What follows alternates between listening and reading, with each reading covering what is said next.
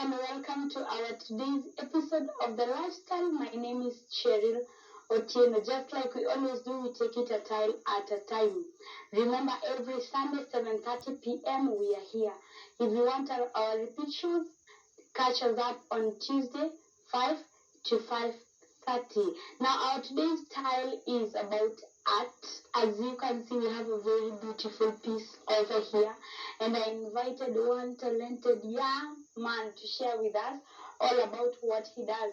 We celebrate talent, we celebrate greatness, and we believe this is something you need to see. So if you've ever wondered how, why, when, by who, we have J Mwangi Arts here for you. J, karibu.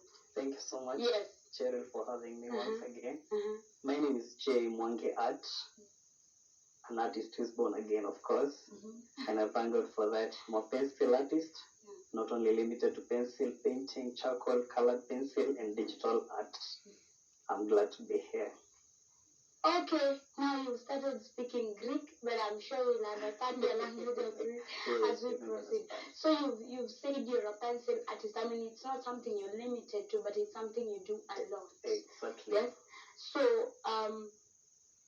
give us the other types of art. Maybe you explain about the pencil art, then you give us the charcoal art, the digital art, all those kinds of art. Exactly. Yeah. I started with pencil art, which I basically and love it most. It's the most interesting. This example of a pencil art artwork. Pencil art is all about pencils, which in particular I have 13 different pencils to start with. If I can mention them, we have F, we have B, 2B, 3B, 4B, all the way up to 8B. Then we have H. H are the light pencils. We have 2H, 3H, all the way up to 6H. Those are the different types of pencils. Then there are erasers. We have different types of erasers. Today my audience is going to run art. We have erasers, soft erasers, kneadable erasers, sticky erasers. If I can explain a little, for example, in this clear parts that are being seen, I used something we call kneadable eraser. Kneadable eraser, it erases but not fully. It remains with some little graphite being visible. Soft eraser is the one for erasing almost everything. Like if you can see, this is a white shirt. It was initially the shade of it using pencil. Since I wanted it to be white, I used a soft eraser. Then there is another one that's called sticky eraser. It's for erasing details. If you can look at the lips, there are segments of little white. That's the work of sticky eraser. So that's all about erasers. Then there's something else, another medium I use that is called charcoal. We have charcoal blocks, we have charcoal pencil. They all work the same with pencil, but there's something called smudging in art. For charcoal, you can smudge even using a finger or a tissue paper. For pencil, I smudge using a smudging board or a cotton wool or earbuds. That's all about charcoal. Then we have painting. That's also another medium. We use oil for painting. We use acrylics for painting. We use watercolors. They all depend with what kind of mediums you're using or the kind of board you're painting on. If you're painting on a paper, you can use watercolors. If you're painting on canvas, you can use oil and acrylics.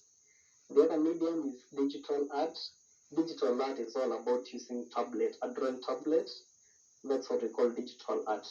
You draw using a tablet, and there's a special pen for drawing on a tablet. Then it appears on a screen. That's what we call digital art. Mostly for graphic designers, you can understand. It's all about you do it on computer and then you can print it on a paper. So can it appear the same way? It can still appear the same way because you have the colors on your screen. You just select the color you want to paint. It appears exactly the same way. It's more realistic and also very smart. That's all about digital art. Yes. Thank you very much, Jay. Now, when did you? Let's go back to when and how. There are questions we've asked before.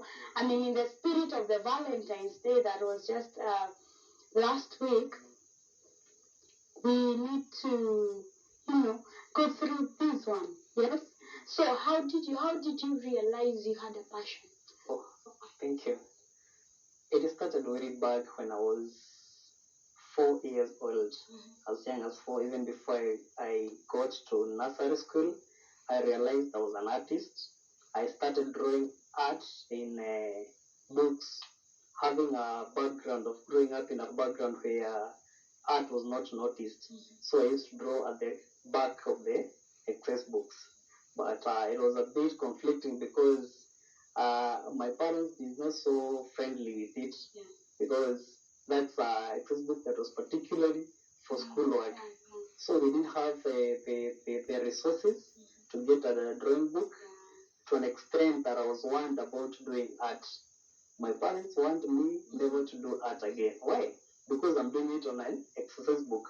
So what I would do is I would do it and tear the page and put it in my files. I didn't stop at that. That's how it started until they realized I think I was unstoppable. That's when teachers realized that this guy is so much talented, because they would give me work, maybe school work, to do on Manila, for the other classes. And I would bring it home, and my parents would realize, oh, since the school realized I was an artist at a very young age, I decided to carry it along. In high school, still teachers still realized. I can give you a scenario in Form 2, where I had my agriculture teacher who was bald-headed, and I decided to draw him when we were still in class because I didn't love agriculture so much. So I drew him. I decided to give it the photo to the neighbor who was sitting next to me, and they could not stop laughing. And it got to an extent of him realizing that there's something that's happening. A paper is going around. The moment he got the paper, oh, it was him. So it was me, you follow me to take stuff from. I followed, not knowing exactly what will happen. I was so nervous, like, what will really happen to me? I'm just in Form 2, and when I wanted the stuff from him, he called all the teachers, come, just to see the art, and they were so amazed with such a talent. Instead of punishing me, at least they gave me some small token. That's how at least my art, even up to date, if you go to his office, that piece of art, it is in his office. He loved it so much. He loved it so much. So I carried it along. After Form 5, I decided to enroll in a school called Sketch Master. And it's a sad moment for us because the director of that Sketch Master is no more.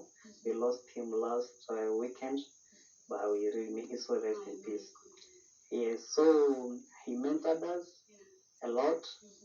And now here we are, we also mentoring others and also becoming great.